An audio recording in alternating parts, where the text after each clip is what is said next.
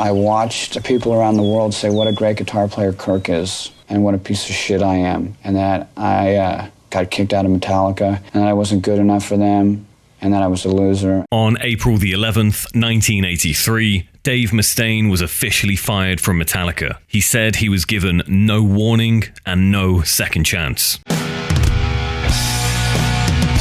On the bus journey back home to Los Angeles, Dave Mustaine vowed that he would one day take revenge against Metallica. He vowed to start his own band, faster and heavier than anything anyone had ever heard before.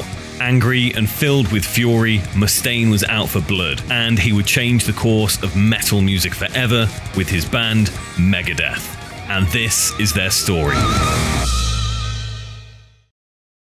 We're Megadeth, you're not. We're in Jacksonville, we should be in Dayton. James Hetfield once told Dave Mustaine that he must have been born with a horseshoe up his rear end because he was so lucky all the time.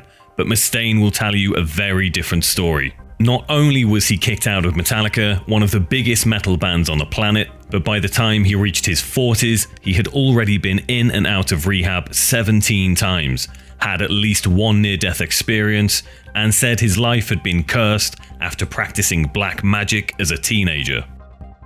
If anything, the only good thing he seemed to have going for him was Megadeth, and that was nearly taken away from him after a freak arm injury in 2002. By his own words, he told of how he was simply miserable with life. So how did Dave Mustaine go from millionaire rock star, frontman for the mighty Megadeth, to rock-bottom rehab regular, hell-bent on anger and self-medication? It began long before being fired from Metallica.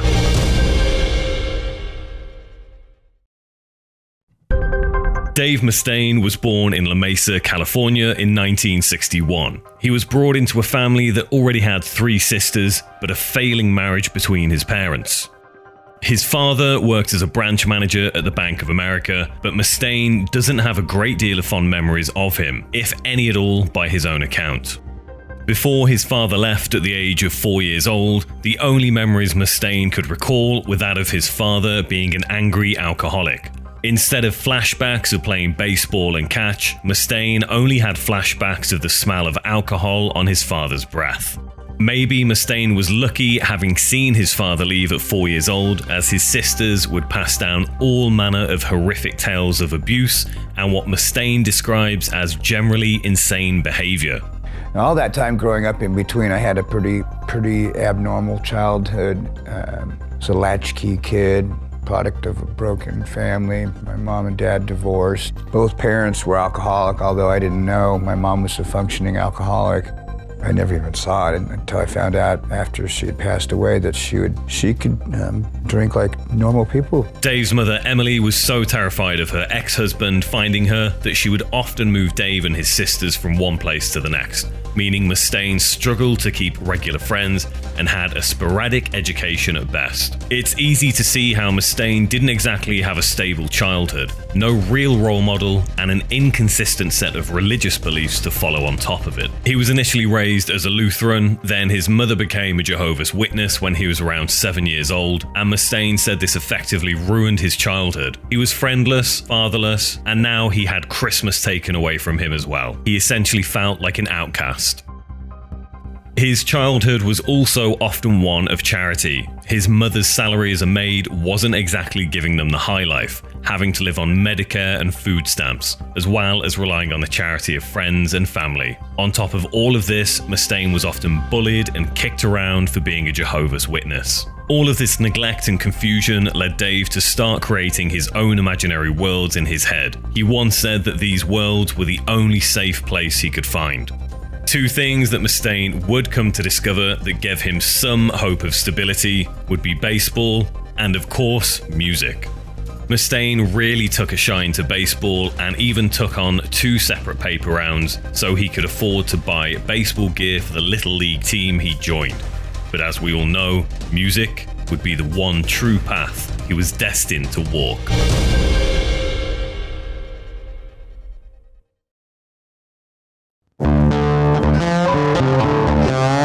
Although Dave Mustaine turned into a thrash metal legend later on in life, his early introduction to music was somewhat tame, to say the least. His sister Michelle was married to a Californian highway patrol officer called Stan. Mustaine would often visit his sister at Stan's house, who would almost always be playing music, which is why Mustaine took a liking to him. Although this would have been around the time of Black Sabbath, Mustaine was actually listening to 60s crooners such as Frankie Valli, the Righteous Brothers, and Engelbert Humperdinck. Whilst this may seem like an odd musical foundation for someone that became a thrash metal legend, Dave Mustaine attributes his love for melody to these early musical influences, and arguably, Megadeth may not have been so unique without them. Mustaine's other sister Debbie had an equally impressive record collection with the likes of Cat Stevens, Elton John, and of course the Beatles at Dave's disposal, and Debbie's husband Mark had a little brother who played bass. Mustaine couldn't wait to start playing an instrument, so when he graduated elementary school, his mum gave him a cheap acoustic guitar as a gift. Mustaine would borrow his sister's sheet music, and before he knew it, he taught himself some basic chord progressions. By the age of 13, Mustaine was jamming with a kid called Mike Barley. This was the little brother of Mark Barley, Dave's sister's husband. They were joined by a kid called John Voorhees, who played bass for a short time with a band called Stryper. They would regularly rehearse at Mark's house, and this is where Dave Mustaine learned to play his first full song, which was Panic in Detroit by David Bowie. Panic in Detroit! This is also how Dave discovered rock and roll. The three would often visit a pot dealer who lived up the street, who would also be constantly playing music. And this is where Mustaine discovered two of his biggest influences, Led Zeppelin and Kiss. Mustaine became obsessed with Kiss's lead guitar player Ace Frehley and was mesmerized by the band's image. He instantly knew this was the lifestyle he wanted.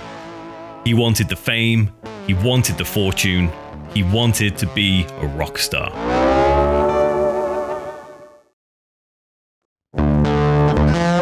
By the time Mustaine was 15, him and his mother had moved into an apartment in Hermosa Village near Huntington Beach, California.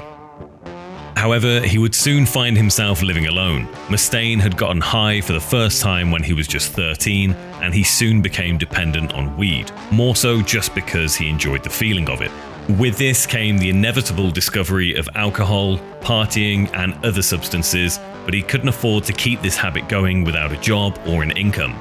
So he decided to sell pot to fund his new lifestyle of skipping school and getting high with his musician friends. That I liked the most when I was growing up was just smoking pot. You know, because it didn't make me dangerous, it didn't make me violent. I didn't end up selling everything I owned to get pot, you know. I didn't stay up until the middle of the night talking to people about pot, you know. I think there's a difference between somebody who sits down in the morning and does 10 bong tokes and is like, okay, I'm ready for my Wheaties, you know, versus somebody who knows how to use it medicinally. His mother, on the other hand, wasn't so keen on his new career path, or lack of one. Mustaine's mum had eventually had enough of his very non-religious behaviour and moved out, leaving him alone with nothing but his pot and his records. Not surprisingly though, Mustaine didn't have much of a problem with this. He was now free to indulge himself completely in music and a girl called Willow that worked at a local record store. A year or two older than him, Willow would happily exchange pot for vinyl, which is how Mustaine discovered even more rock bands such as AC/DC. But his freedom wouldn't last for long. It just was just a mess, you know? I mean, growing up for me, my mom was a Jehovah's Witness. Now, I was so unbelievably, you talk about when I skipped the question about being abused as a kid. At school in the United States, they do the Pledge of Allegiance to the flag every morning, right? I couldn't put my hand on my heart. You couldn't say the Pledge of Allegiance, so all the other kids are picking on you. Can't celebrate birthday, can't celebrate Christmas. That doesn't sound like religion, that sounds like punishment. Soon, his days as a pot dealer dried up due to heavy competition, and he had to move back in with his sister Michelle in Idaho. Although he promised he would go back to school and get a job, instead he decided to read the Satanic Bible and study witchcraft. Mustaine developed a brief interest in the dark arts and even placed a hex on a local kid that tried to keep fighting him. Although he did land a part-time job at a garage, Mustaine was still way more interested in playing guitar drinking all night, and smoking pot. It wasn't long before Dave was back in Huntington Beach and looking to form his first real band. That band was called Panic, a precursor to Metallica.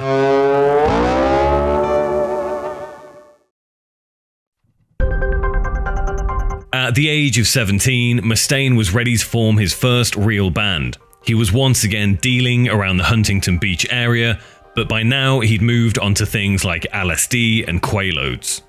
He thought nothing of it. With it being the 70s, everyone had a much more liberal take on how to enjoy yourself. Mustaine met a drummer called Dave Harmon, and they started to speak about rehearsing together. They would soon find other musicians to jam with. These included Bob Evans on bass, Tom Queck on guitar, and Pat Volks on vocals. They would rehearse as often as they could in Pat's garage, mostly playing Judas Priest, Def Leppard, and Scorpion songs. 1978 was the year Mustaine officially formed the band Panic with his new musician friends.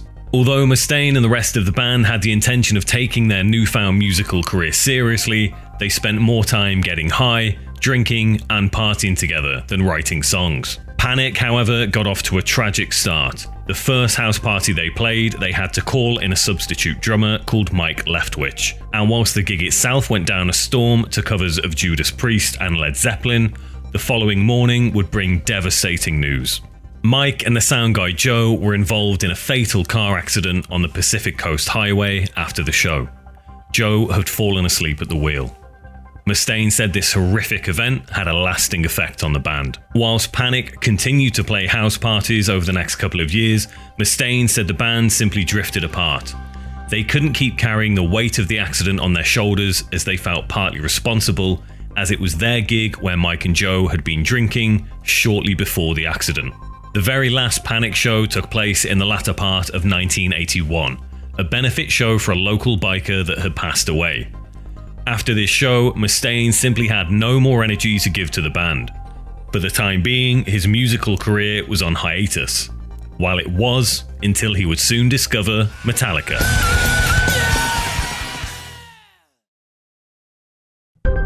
When the first record didn't do that much for me, I mean, I respected it and stuff like that, but I was like a really big fan of Peace Sells. The second record I thought was an awesome heavy metal record at that time. A few weeks after the final Panic show, Mustaine was flicking through an alternative newspaper called The Recycler. If you were an aspiring musician in Southern California, this was the only essential reading you needed. Dave came across an advert looking for a guitar player, which was nothing special. However, one of the bands mentioned in the ad caught his eye. The first two being Iron Maiden and Motorhead. It was the third band that piqued Mustaine's interest, a Welsh metal band called Budgie. Budgie had become a rather influential band when it came to the new wave of British heavy metal, and Mustaine was a huge fan. That same day, he decided to give the number on the ad a call. This would be the first time Dave Mustaine and Lars Ulrich would speak, and a few days later they would meet at Lars's parents' house near the Pacific Coast Highway. I like James. Lars, I can take or leave. I mean, I think that the whole world kind of looks at it like that too. He's not a good drummer. He really isn't. Lars had moved to America with his family from Denmark, and after realizing he was pretty awful at tennis, he decided to follow his other dream of becoming a rock star drummer. Mustaine recalls how Lars's room was covered in posters of drummers. Lars and Mustaine spent a few hours getting high and talking about music, and eventually they would move the conversation to the advert for a guitar player. Lars told Mustaine he already had two other members in his band, James Hetfield and Ron McGovney. At this stage, the band had no name and no history of playing even a single show. What they did have though was the promise of being featured on a heavy metal cassette compilation being released by Metal Blade Records. Lars played a demo of Hit the Lights and asked Mustaine for his opinion. His response? "You need more guitar solos, that's for sure," said Mustaine. A few days later, Lars called Mustaine and asked if he wanted to meet up with the rest of the band and audition.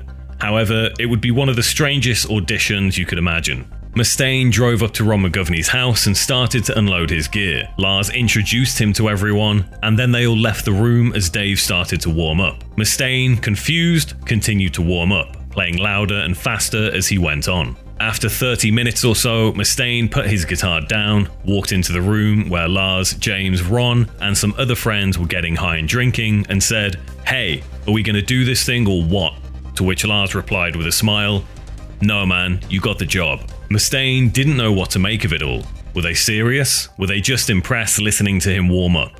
Whatever had just happened, he was now officially a member of Metallica.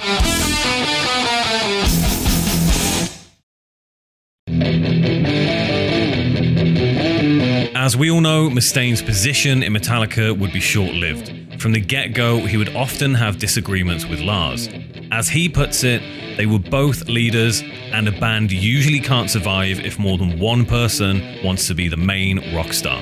The first disagreement Lars and Dave had was over what style of trainers they should wear on stage. Mustaine said, "In retrospect, I understand what Lars was trying to do because I've done it myself. He was trying to form an entity. His heart, I think, was probably in the right place." Style, however, would be the least of Metallica's problems with Dave in the band. They entered a studio for the first time in 1982 to record a version of Hit the Lights. By this stage, Mustaine had already considered himself the main songwriter for the band. It seemed obvious from the start that problems would quickly emerge between him and Lars. The first Metallica show took place on March the 14th, 1982 at Radio City in Anaheim, California, playing to a respectable crowd of 200 metalheads. Just a few weeks later, Metallica would replace Motley Crue at the Whiskey in Hollywood, opening for a band called Saxon. From here on out, the fast-paced life of Metallica took over. More partying, more substance abuse, and you guessed it, more partying. The rockstar lifestyle was taking over, and Metallica was starting to get record label interest and bigger opportunities for playing shows. Whilst everyone in Metallica was drinking heavily, regularly passing out and repeating the process, Mustaine's drinking was becoming problematic. Not just for him, but for the rest of Metallica. Whilst Lars and James would become happy drunks, Mustaine would often become hostile and aggressive. Tensions had started to run high in the band when a fight broke out between James and Mustaine one day at rehearsals. Metallica's bass player at the time, Ron McGovney, instantly threw himself at Mustaine and all hell broke loose. It wouldn't be long before Ron was replaced by Cliff Burton, who Mustaine welcomed with open arms into the band after seeing him play in his own act called Trauma. The following few months would see James, Dave and Lars moving into a house together and relocating to the San Francisco Bay Area. Despite the guys having regular drunken fights and arguments, they had all become extremely close, and Mustaine considered all of them to be his brothers. The close family he never really had. This is why the next part of the Megadeth story was so heartbreaking for Dave Mustaine. He would be kicked out of Metallica, his brotherhood band. In April of 1983, Metallica were riding high. They had recorded the No Life Till Leather demo that ended up in the hands of a guy called John Zazula, who would later start Megaforce Records, the first label Metallica would be signed to. John Zazula was impressed with the demo and offered the band a few shows in New York. They hired a U-Haul and immediately arranged to travel to New Jersey. The morning of the trip, James and Lars weren't surprised to find that Mustaine hadn't even climbed out of his bed yet, but everything seemed perfectly fine to him. After a long, difficult week on the road, which involved a near-fatal accident for Metallica and the U-Haul, they landed in New Jersey at John Zazula's house. After a few days of partying, they played a promotional show in his record store. This would be Mustaine's first real taste of being a rock star. Mustaine says there were hundreds of kids lining up to buy the No Life Till Leather demo and watch them play. Metallica spent hours signing posters, t-shirts and tapes for their new die-hard fans. During this time, Metallica moved into a living space above their new rehearsal room, where a band called Anthrax also practiced. Mustaine naturally became friends with them. I don't know that we could have survived. There was destined to be some kind of an explosion at some point. Leaving Metallica, a lot of the things that they did, watching them have their success, it could have been anything. They could have quit metal and started making Twinkies. I would have been jealous because we were friends, and then all of a sudden we're not friends anymore. And all I know is that I want to keep doing what we're doing together because we make people happy. For Mustaine, everything seemed to be going great, apart from having to live off potato chips, booze, and weed. He couldn't be happier though. However, Mustaine would play just 2 shows with Metallica in New York. The first on April the 8th, 1983 at the Paramount Theatre, and the second on April the 9th at Memoir in Brooklyn. He'd already become suspicious of the arrangement with John Zazula. It appeared that Lars and James had already put together some sort of contracts with John Zazula, but Dave Mustaine couldn't see his name on any of them. When he confronted Lars said it was nothing to worry about, and Mustaine thought nothing of it. After all, he was more skilled at playing guitar than being business-minded when it came to the music industry, so he simply shrugged it off. However, on Monday, April the 11th, 1983, Mustaine's world would come crashing down around him.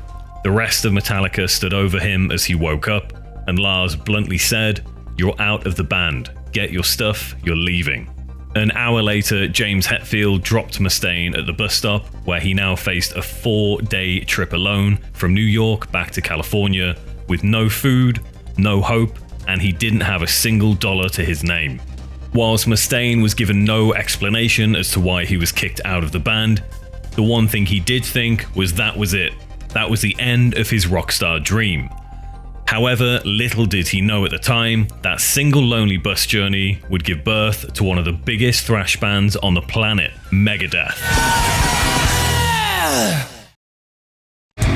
Hi, Dave Mustaine here. I'm Dave Ellefson. We're from Megadeth, and Mustaine would move back in with his mother when he returned to California, and subsequently fell into what he describes as a deep and dark depression. He felt ashamed, he felt like a failure. He even tried to tell his friend Heidi that he quit the band.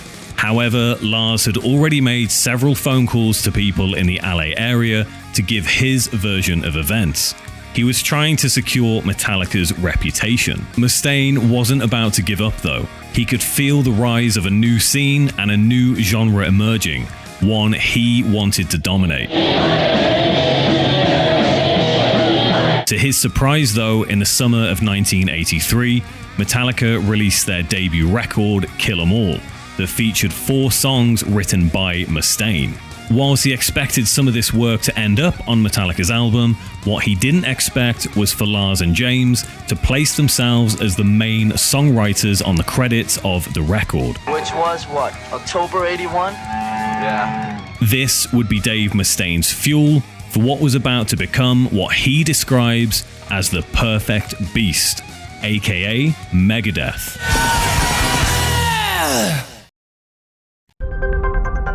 This is Dave Mustaine, guitar and vocals. Hi. And Dave Ellefson on the bass guitar. Mustaine had found a job as a telemarketing agent, but spent most of his time getting high on his smoke breaks. It did, however, finance his new apartment. He'd been jamming with a couple of friends and formed a band called Fallen Angels, but even Mustaine knew the chemistry with these kids just wasn't going to cut it. One morning, hungover as usual, Dave was rudely awoken by the thumping sound of a bass cab coming from the apartment below him. Banging on the floor and shouting "shut up" didn't cut it, so he decided to throw a potted plant pot at his neighbor's air conditioning unit. Moments later, 2 skinny kids were knocking on his door. Mustaine about to give them hell, they instead smiled and asked if he could buy them some beer and cigarettes. This quickly changed his attitude around. I was yelling out the window for him to shut up, and I guess he thought I was cool enough to help him find cigarettes. After all, drinking with musicians was kind of the only thing he was good at for the time being. They spent a few hours bonding over music and drinks, and a short time after this, Mustaine asked them to join his band. Greg Handovit and David Ellefson were officially the first members to join Megadeth.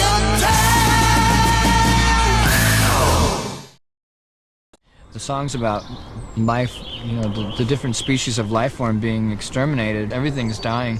And the fact is, we've only got a little bit of time here, and to try and kill things while we're here isn't really cool.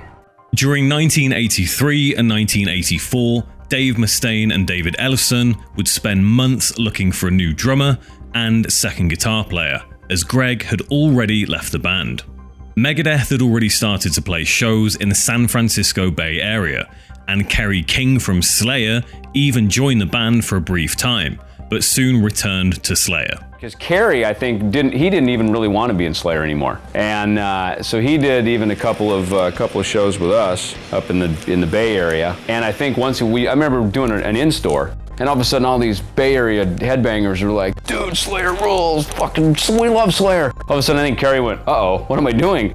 And then he went back home, and all of a sudden he's back in Slayer. We're like, "Hey, you're playing guitar with us. What are you doing?" Finally, though, Megadeth would enter the studio for the first time with Dave Mustaine, David Ellefson, and new drummer Lee Rausch. The trio would record a 3-track demo tape that included an early version of Last Rites Love to Death, The Skull Beneath the Skin, and Mechanics.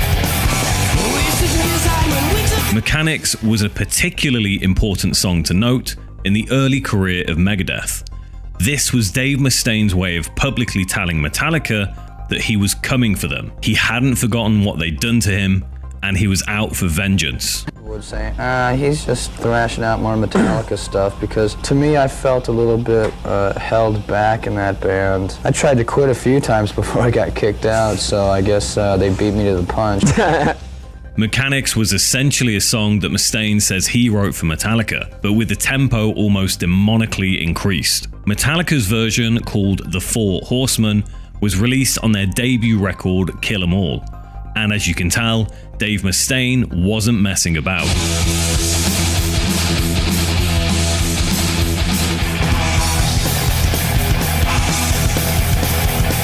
Mustaine wanted to show Metallica that they'd made a huge mistake by kicking him out of the band, and he would soon get his chance to do so when Megadeth released their debut record, Killing Is My Business and Business Is Good.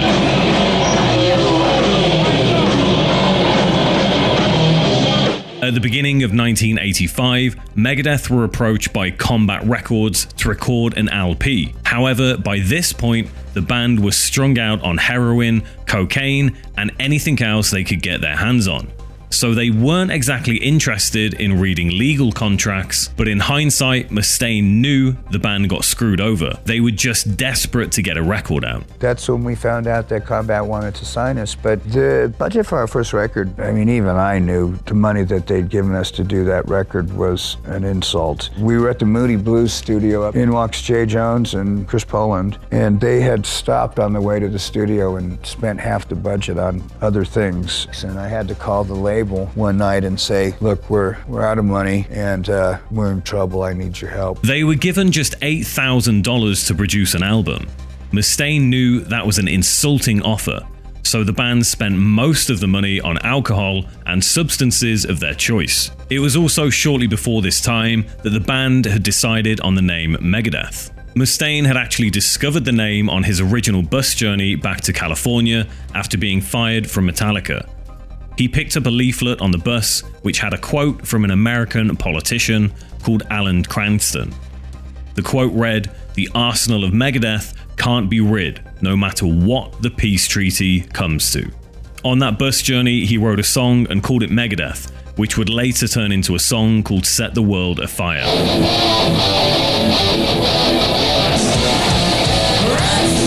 During the recording of Megadeth's debut album, Mustaine had drawn up a logo he also wanted to have as a tattoo. Mustaine had sketched out a skull and crossbones with 2 sets of bones. The skull had its ears covered, its eyes covered, as well as its mouth clamped shut. Mustaine said this represented how he felt about religion, repression, and freedom of expression and speech. Themes that would be addressed on almost every Megadeth album going forward. This logo would ultimately become Megadeth's mascot, and his name was Vic Rattlehead. He can be seen on many of Megadeth's album covers and even makes an appearance at live shows. Vic Rattlehead is actually described in completion, in detail, in the song The Skull Beneath the Skin, which explains where the hardware comes from. See no evil, speak no evil, hear no evil. The crisscross bones, which are confused religion, organized religion fighting against each other, and it all being chained together because the poison of the way that everything that I saw when I was a kid when I did that. June the 12th, 1985 would be Megadeth's first day of reckoning. they would release their debut record, Killing Is My Business, and Business Is Good. But would it be good enough to satisfy Dave Mustaine's lust for vengeance? I had nothing, then I had everything, then I had nothing again. And it was okay going from nothing to everything to nothing, but then having someone stand on the back of my head and keep me underwater made it even harder for me. Considering Megadeth were an unknown band on an indie label from New York, their debut record sold fairly well. It even landed the band a spot in the US Billboard Top 200 and sold some copies across Europe. Despite the measly $12,000 the band had been given to record the record, Mustaine was very happy with how it turned out. 7 songs of pure hate-fueled thrash metal, which also included a cover of the 60s song These Boots Were Made for Walking by Nancy Sinatra, which surprisingly became a fan favorite at live shows.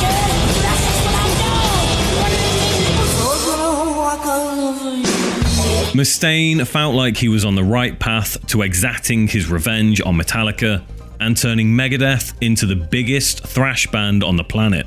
However, this was just the beginning of Dave Mustaine's chaotic journey into the life of heavy metal.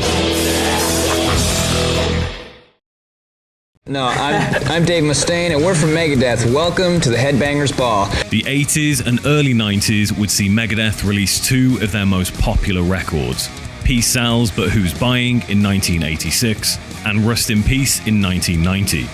Both records once again dealt with topics that Mustaine felt were essentially the root of all evil: politics, war, and religion.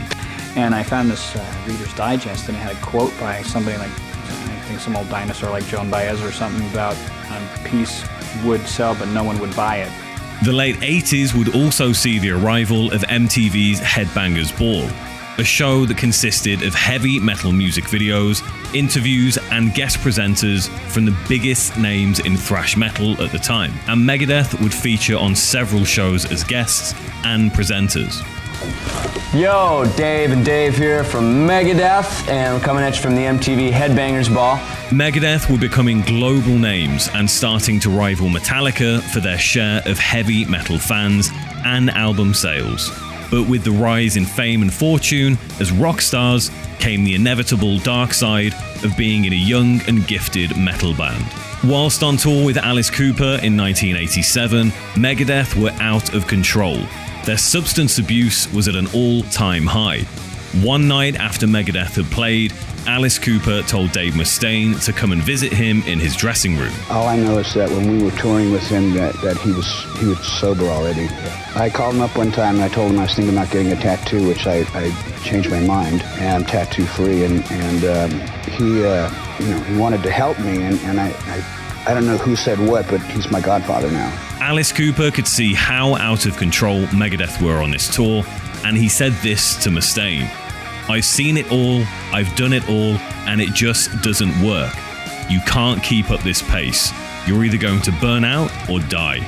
Whilst Mustaine had a great deal of respect for Alice Cooper, Mustaine was also a full-blown addict, so he simply thanked Alice for his advice and went about his day. But this attitude wouldn't last for long, and it wouldn't get him very far. By the following year, Megadeth had been invited to play the legendary Monsters of Rock festival at Castle Donington in the UK, that also featured Kiss and Guns N' Roses. Whilst this might seem like the absolute highlight of any musician's career, for Megadeth, it was nearly the end.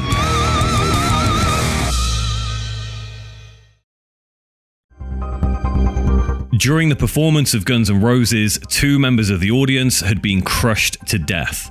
Over 100,000 fans were so caught up in the excitement of seeing a band such as GNR that all hell broke loose. A few hours after the show, David Ellefson announced he was leaving the festival and returning home to enter rehab. Megadeth were forced to cancel the rest of their tour, a tour that would have seen them play to over 500,000 people across several enormous stadium arena shows. David Ellefson had his own reasons for checking into rehab after his experience at Castle Donington. Whilst Mustaine partly took the blame for Ellefson's substance abuse, he was about to experience his own wake-up call.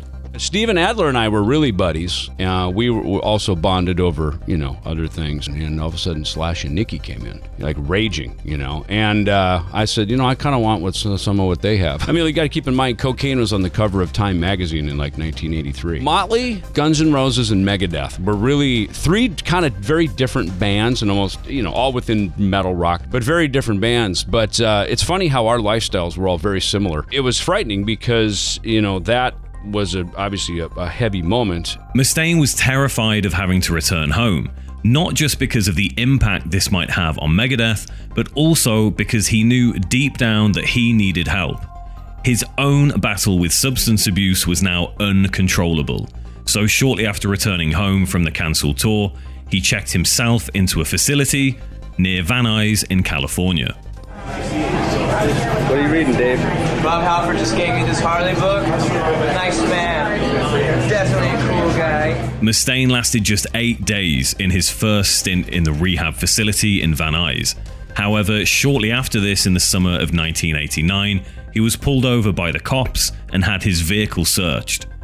After discovering a needle, a spoon, and a variety of bags filled with unknown powder, he was taken to the station and given a blood test. In my book, until I became a drug addict, drugs were fine. And I think in moderation, that a drink every once in a while for someone who isn't a drug addict or whatever is okay. If I start saying drugs and alcohol are bad and I'm totally against that, what happens the day that I do decide I want to have a drink again? I want to have a drink right now. But I know that if I drink, that I'm going to smoke a joint or snort some coke, and then I'm going to get like fidgety and I'm going to do some heroin, and then it's going to be over. That night, Mustaine was charged with a DUI after they discovered 6 different types of drugs in his system, and he was ordered to attend 18 months of Alcoholics Anonymous meetings and an alcohol diversion program.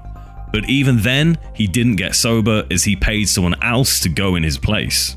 It soon became clear to Mustaine, however, that his substance abuse was starting to affect his skills as a musician and a performer. In 1989, Megadeth recorded a cover of Alice Cooper's No More Mr. Nice Guy, and the video shoot was a disaster. No more Mr. Nice Guy. Mustaine was so high he couldn't even play guitar and sing at the same time. It was time for Mustaine to clean up his act, and with the help of Megadeth's new manager, Doug Thaler, who had famously managed Motley Crue and dealt with this kind of rockstar behavior before, Mustaine agreed to enter rehab again, but this time he left after just 1 day. Mustaine quite simply didn't want to get sober. He didn't want to admit his substance abuse was out of control. However, in 1990, Marty Friedman would join Megadeth, and they would enter the studio to record Rust in Peace. It was also around this time that Mustaine had once again spoken to Alice Cooper about his battle with substance abuse. But it wasn't Alice Cooper's words of wisdom alone that convinced Mustaine to try sobriety again. When Megadeth were rehearsing songs for Rust in Peace in the studio, Dave Mustaine realized something he hadn't thought possible. There was another guitarist in the band that was better than him. He couldn't stop listening to Marty Friedman playing.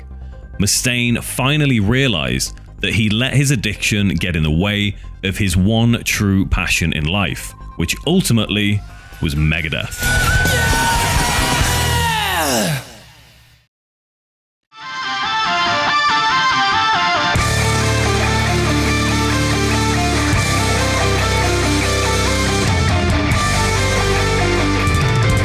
The 1990s would not only usher in what many fans consider to be the definitive Megadeth lineup, but it would also be arguably the most successful decade of their career, with Mustaine now concentrating more on the music as opposed to the rockstar lifestyle. The following decade would help to define Megadeth as one of the most important metal bands in history. Dave Mustaine, David Ellefson, Marty Friedman, and Nick Menza would drive Megadeth forward during this era and would see the band release some of their most iconic albums: Rust in Peace, Countdown to Extinction, and Euthanasia, bringing with them songs such as Holy Wars, Hangar 18, Symphony of Destruction, and the extremely popular single A Tout le Monde. Megadeth had received global acclaim during this time period, and Mustaine even managed to bury the hatchet with Metallica. It seemed Megadeth's success had started to outweigh Mustaine's contempt for the band he once considered to be his enemy. It seemed that all Dave Mustaine really wanted was a little bit of recognition for being the extremely talented musician that he is. And that recognition continues to live on to this day, as Megadeth are set to release their 16th studio album, The Sick, The Dying and The Dead. Whilst Dave Mustaine has often been seen as a controversial figure when it comes to his personal and political beliefs, the one thing we can all agree on is that Megadeth truly are one of a kind, just like Mustaine himself. For even more stories about Dave Mustaine and Megadeth, you can download 2 of his audiobooks from Amazon: Rust in Peace, the inside story of the Megadeth masterpiece, and Mustaine, a heavy metal memoir, both for free with an Amazon Audible trial. Check the links in the description below with some other cool Megadeth merch as well. Or watch another documentary right here on RAWMUSICTV.